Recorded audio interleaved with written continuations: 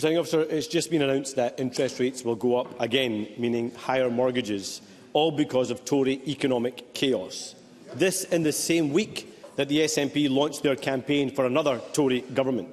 So can I ask the First Minister to put aside his party's self-interest and be honest? What is better for Scotland? They don't like the truth, Presiding Officer. So can I ask the First Minister to put aside his party's self-interest and be honest? What is better for Scotland, a Labour government or a Tory government? First Minister. What's best for Scotland is independence, of course, because then we will have the powers in our own hands. And of course it is exceptionally brave for Anas Sarwar to go on this topic of this week of all weeks, because what we have with Keir Starmer's Labour Party is somebody who's refused to reverse every single measure of Tory austerity. What we have with Keir Starmer is, of course, an individual who's reneged on his promise to abolish tuition fees for students in England. What we have with Keir Starmer just yesterday is an individual who refused to repeal cruel Tory legislation, such as the illegal migration bill. Scotland doesn't need cruel, harmful policies imposed on it, whether it's by a politician that wears a blue tie or a politician that wears a red tie. What Scotland needs is the full powers of an independent nation to chart our own course and get out of this unequal and broken union. Anas Sarwar. There you have it, Presiding Officer. Thank you. There you have it, Presiding Officer. Mr. You can't answer the question. Mr. Sarwar. We have visitors who have gathered to hear the questions and answers put. We have people tuned in across the nation who are also keen to do so, and I would be grateful, while I appreciate your passion and interest, that we try and behave ourselves with decorum. Mr. Sarwar. I think you should be softer with them, Presiding Officer. It's the first time they've shown life in weeks, so we should appreciate the SNP backbenchers. And isn't it amazing that they've shown life when it comes to attacking the Labour Party, a governing party, Presiding Officer, a governing party under investigation by the police, sexual misconduct allegations, whistleblowers being silenced, division on the backbenches. There's only one party that looks like the Tories, and it's not us, it's the SNP. Because the First Minister is so out of touch, he insults the intelligence of people across Scotland. Labour would deliver a new deal for working people and scrap the Tory anti-trade union laws. Labour would deliver a publicly owned energy company, something promised and failed to deliver by the SNP. Labour would make Scotland an R&D powerhouse, not impose SNP cuts on universities. Labour would bring down people's bills with a proper windfall tax, not something the SNP and the Tories support, because that's the change Scotland needs. Now, I know the First Minister is still trying to find his feet. I know the job can be quite confusing for him, but so isn't it the case that he prefers a Tory government because it's cover for his own incompetence? First Minister. You know what the SNP is interested in, Presiding Officer? We're not interested in just getting rid of the Tories for a little while. We want rid of the Tory governments forever. And the way we do that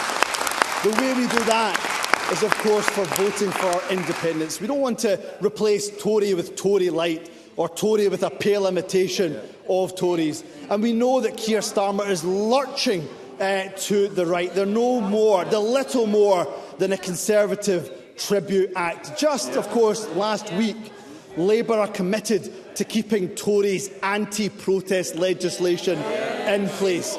On tuition fees, he's done a Nick Clegg, and he's ditched, of course, his pledge to make university education free. On progressive taxation, we are absolutely committed, leading the way in the Scottish Government on progressive taxation. What does Keir Starmer say when it came to income tax for the top 5% of earners?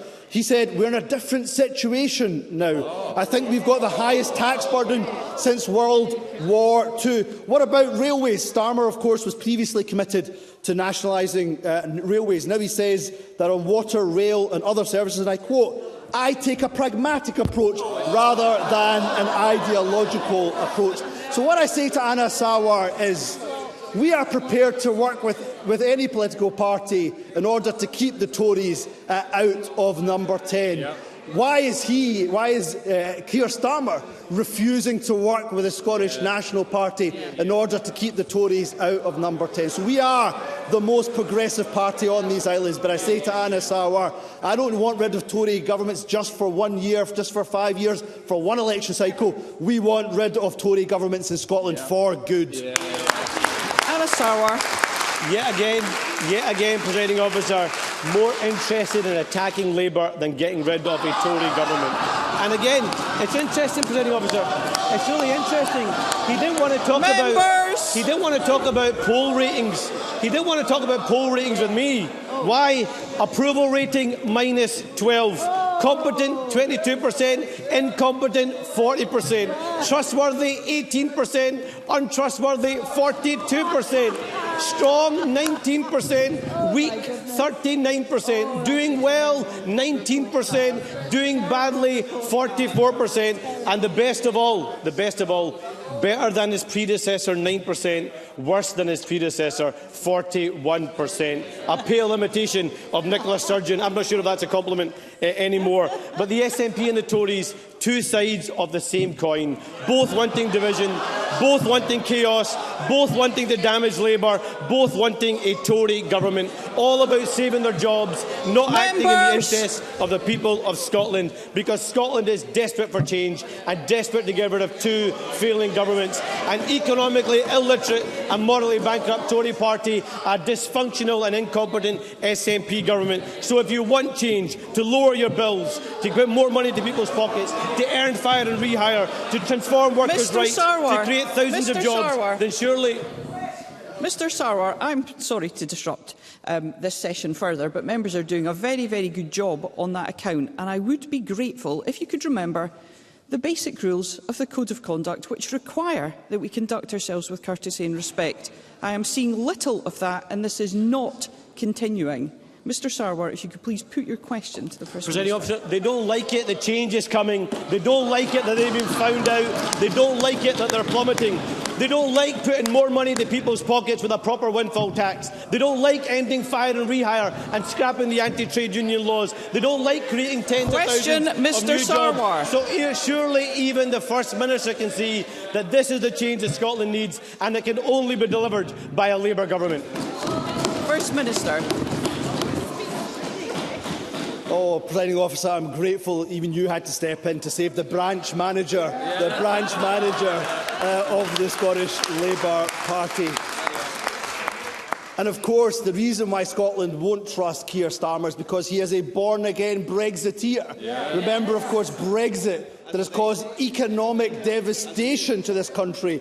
And of course, Anas Sarwar said that he wants to see a changing relationship with the European Union. We want to see a relationship with the EU that means that Scotland is back in the European Union, that we rejoin the European Union. And the only way to do that, Presiding Officer, is of course as an independent nation and an independent country. But here is the real proof about the fact that Keir Starmer's Labour Party has lurched again to the right. The very first major speaking event I went to was at the STUC. Anas Sarwar was there. One person that wasn't invited, of course, was Keir Starmer. And of course, the Dundee TUC brought forward a motion.